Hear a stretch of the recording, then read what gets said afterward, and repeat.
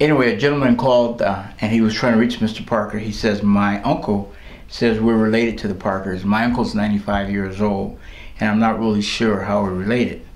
And my uncle's not doing so well. So, you think Mr. Parker would know? And I said, I'm sure. So I took his name and number, and when I called Mr. Parker, his daughter Vanya answered the phone. And I gave her the name, and she says, Dad, do you know? Oh yeah, that's your mother's uncle. I mean, just like that. But that's how good his memory is at 98. Cornelius Rensselaer Parker Jr., a native of Jersey City, is a second-generation funeral director. His father, the late Cornelius Sr., established the Parker Funeral Home in 1895, serving several locations in New York City before settling in Jersey City and opening a new business on Grand Street. My name, Cornelius Rensselaer Parker. I was born in Jersey City on April the 1st, 1916.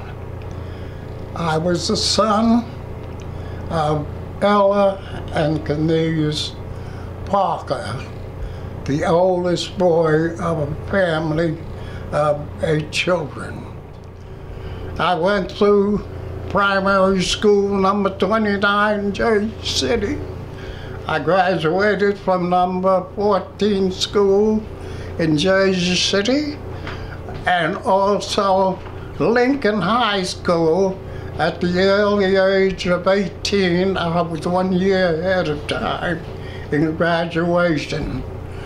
From then, I took up an apprenticeship to be a funeral director with my late father. My late father, Cornelius R. Parker, had died. He died, but I had already started my apprenticeship.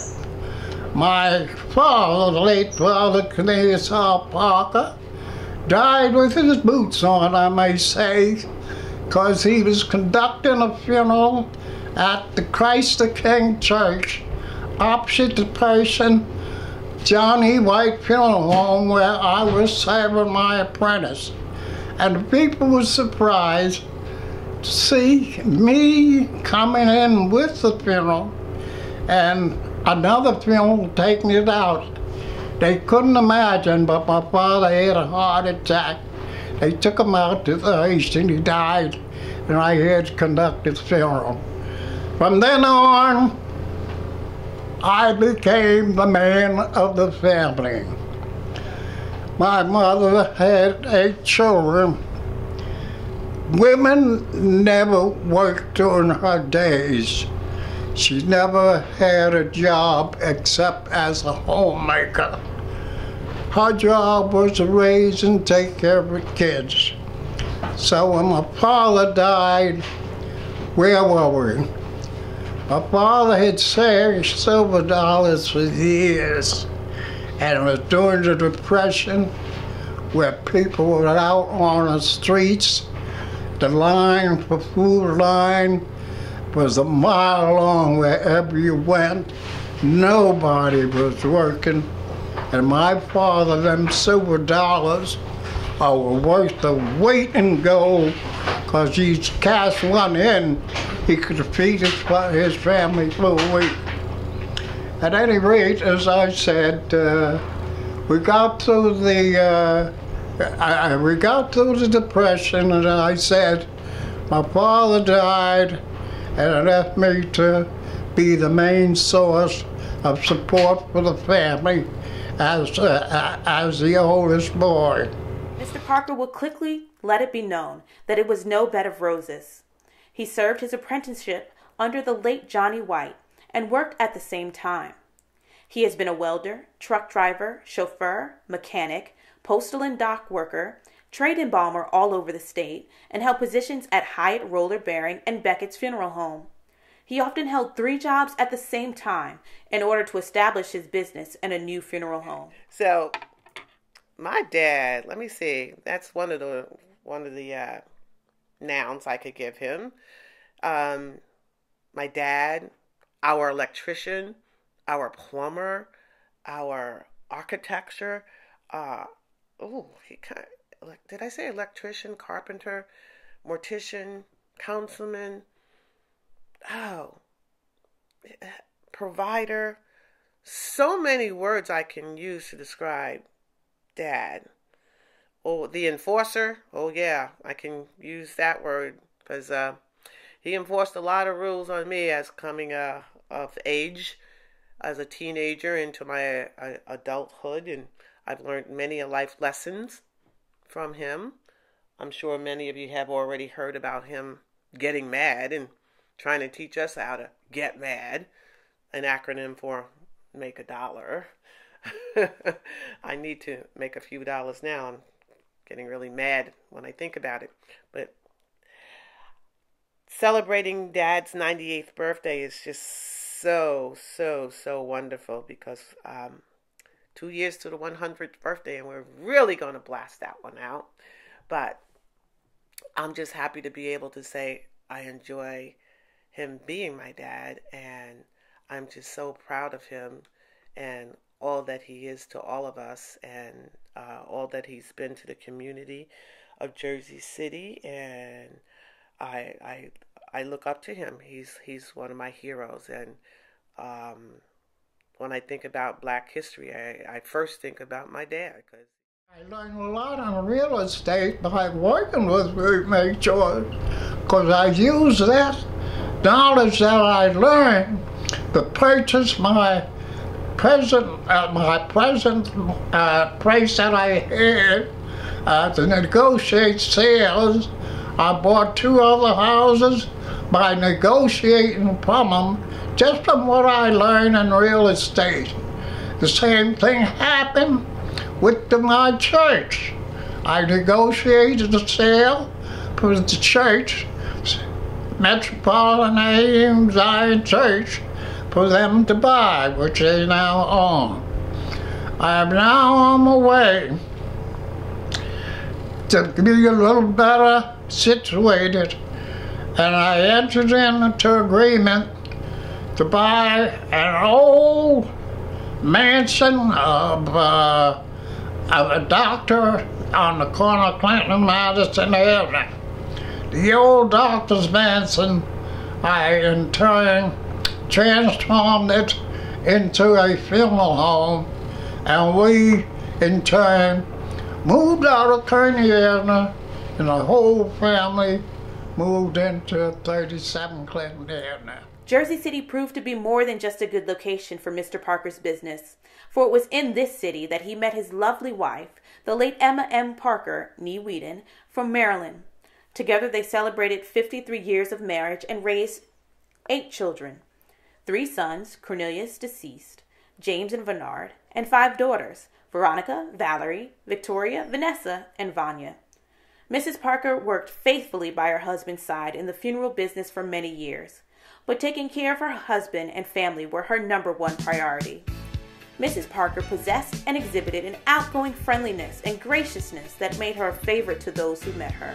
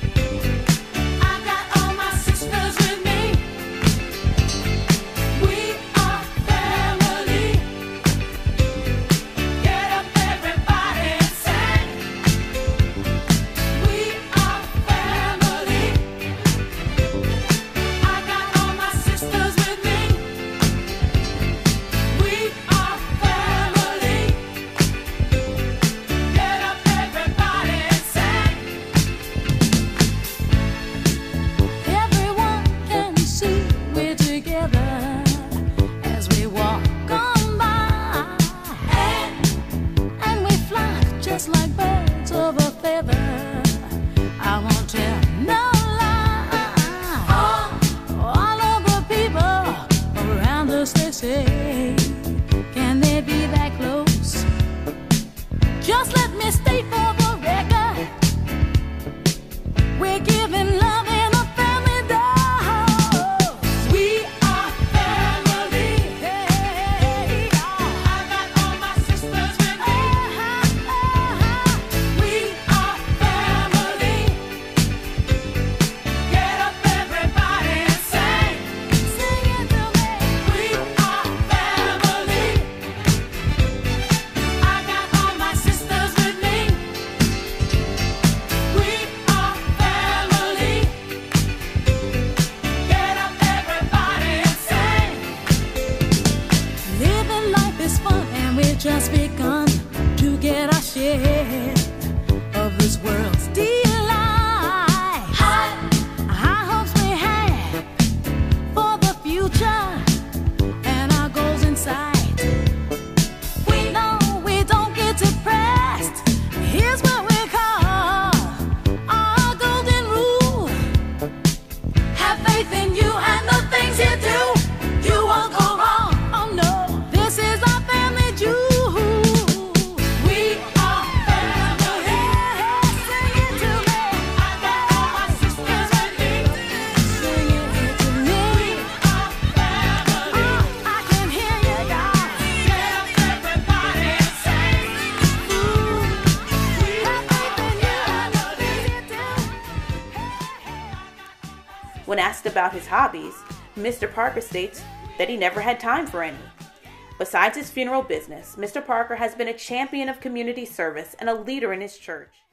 That I'm on the road to business, it's only natural that you have to make contact and you have to make exposure.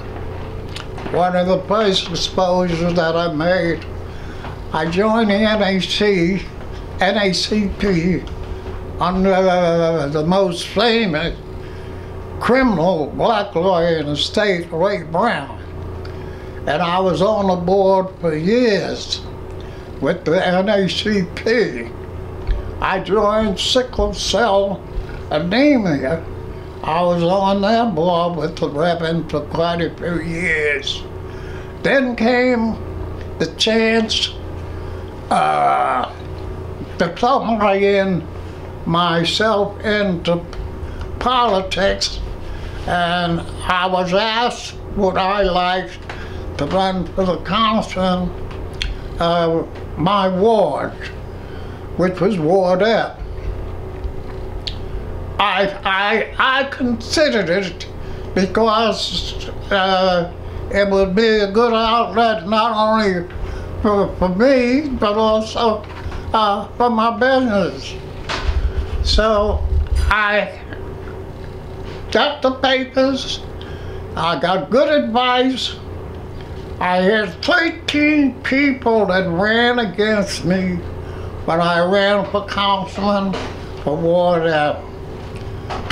And I beat every one of them, became councilman for Ward F the first time. But no, I was the third councilman. The place was Fred Martin, and then Bill Thornton. Then after Bill Thornton, I was the third. Well, nobody had no job, so it seemed in the city. And I became a councilman, more so through Fred Martin urging me to take the board. I mean, to run for it. Now, Fred Martin, as you know, was a leader of most of the politics among blacks in Jersey City. Fred Martin is the instrument of most of the black people being in power today. There were no black representation on the city at all, Jersey City, until Fred Martin came along. I'm happy to talk about Mr. Parker. When I came here over 32 years ago, he and Dr. Mahan, who were who were undergirds to this building here. They were two of the oldest members of Metropolitan AME Zion Church. The others who came along with him have gone on, but he played a great role in this church as a trustee. He is still an honorary trustee of this church. Anytime that I needed some help to try to keep this big building going, Mr. Parker was there to give us help. I was so happy that his granddaughter, Vaja Parker, who came here, I came here, she was a little baby, but came as, began to grow in the Lord and became one of the ministers of the African Methodist Episcopal Zion Church. So this is a happy moment as I say happy birthday to him. He's a little older than me because 23rd of March, I'll be 75, but I'm still a baby to him when I talk about him in his 90s. Truly the Lord has blessed him and given him a great family. I ministered to that family many days, and the Lord blessed Sister Park and he and the family as they begin to grow stronger in the Lord. And so I'm happy to come into this sanctuary here where I stayed for 22 years, and he was an intricate part of my ministry here, he and his family. And we do wish him the most happiest birthday that he has ever had, so that when this birthday is over, he can again say, when I think about the goodness of Jesus and all that he has done for me, my soul cries out, hallelujah, I thank God for saving me.